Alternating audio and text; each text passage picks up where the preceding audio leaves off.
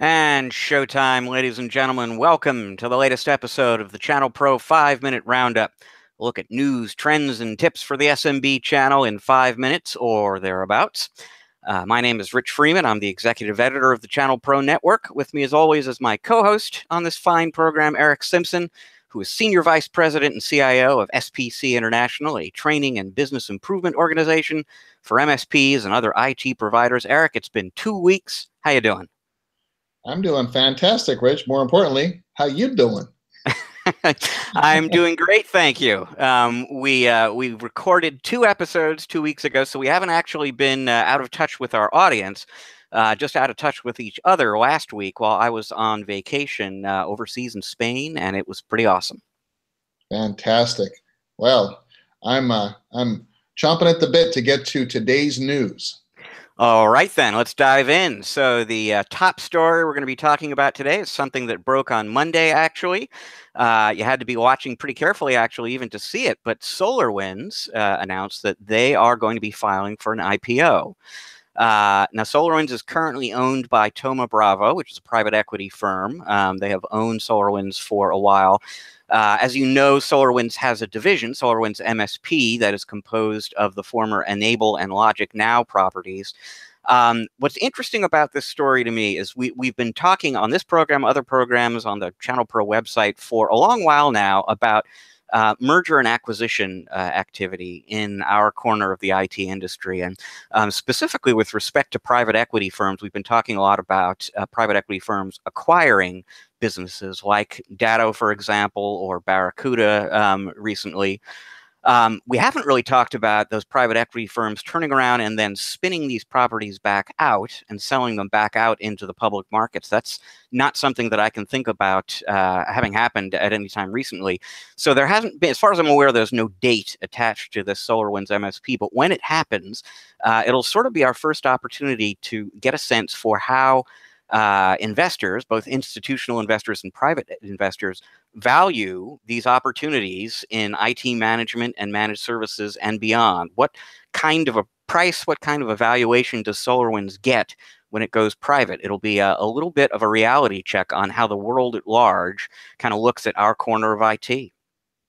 Right, and you're right. It was a little bit. I'm not going to say hush hush, but it was not broadly released. I didn't see it message across a lot of channels. I did learn about it through my channels, of course, and it's still kind of on the down low. It feels like a little bit, but I think what we're seeing, Rich, is kind of the time to strike philosophy happening here. And we know that SolarWinds has been building in recent years, acquiring, growing, and things like that.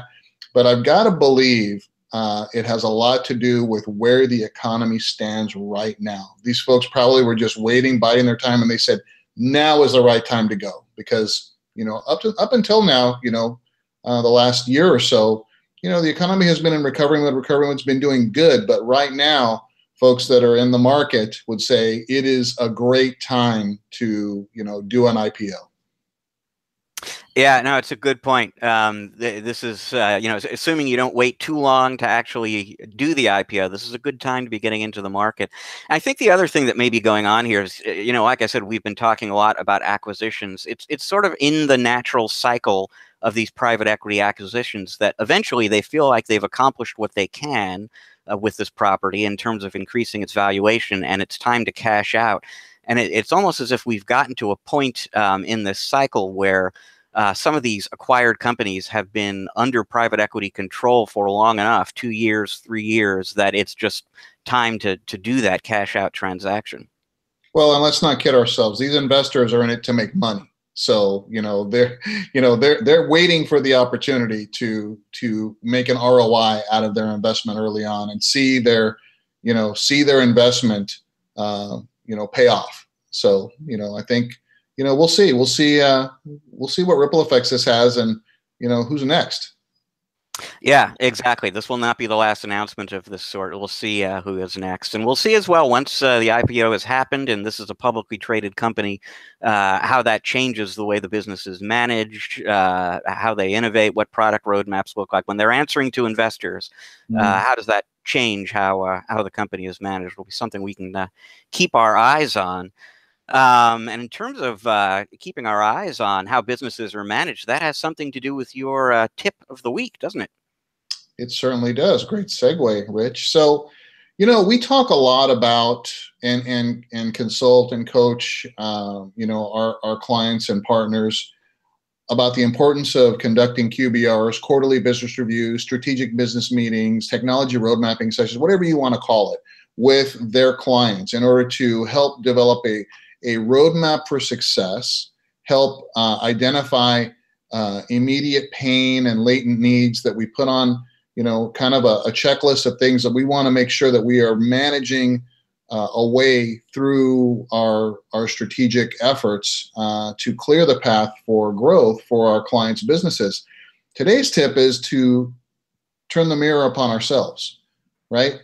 So if we're doing quarterly business reviews with our clients as an IT provider, we need to be doing at least as many quarterly business reviews on our businesses ourselves in order to make certain that we're making the right strategic decisions and we're growing in the way that we want to grow, and being brutally candid and honest with ourselves about where we are and identifying the priority of the things that are the things that impede our growth, right? So are we having problems with process? Are we having problems with partners? Are we having problems with our services or deliverables? Are we having problems with ourselves as leaders? In a lot of cases, when we're being candid, we can say, yeah, you know what? When we're at the top, there's really no one there to hold us accountable, right? If we're the business owner.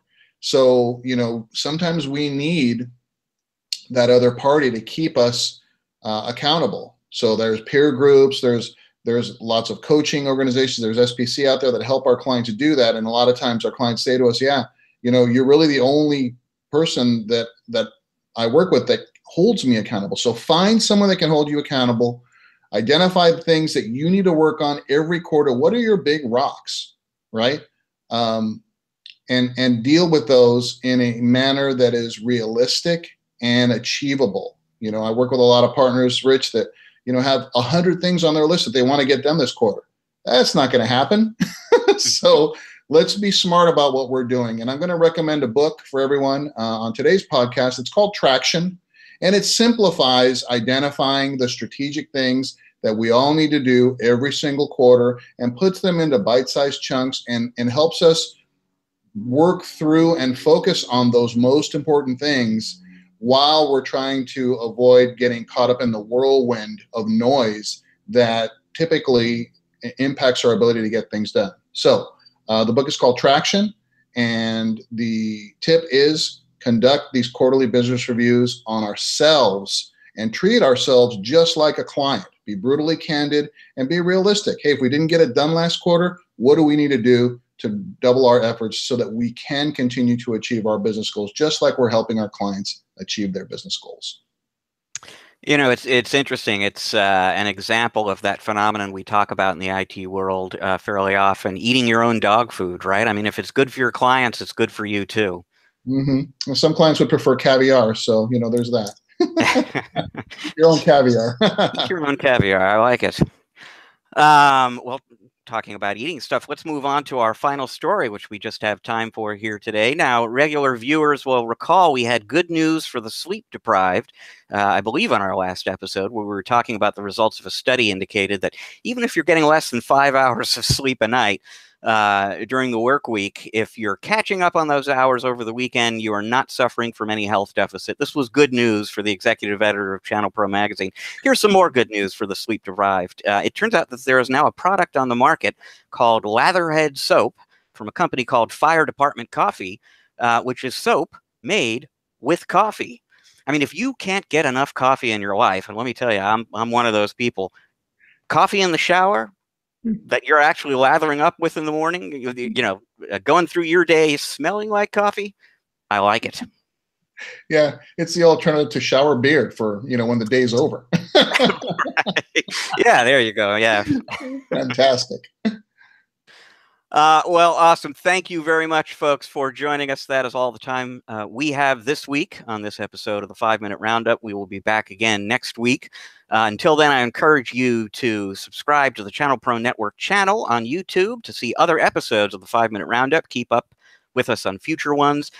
For all sorts of good news about things like the SolarWinds IPO and other developments in the industry, please visit the channelpronetwork.com website regularly. We've got great new content up there every day. To learn more about SPC International and the great work that they do, you want to go to consulting.spc-intl.com. That's consulting.spc-intl.com. We will be back next week. Thanks again for watching. Until then, enjoy the rest of your week. Eric and I are enjoying the rest of your week already.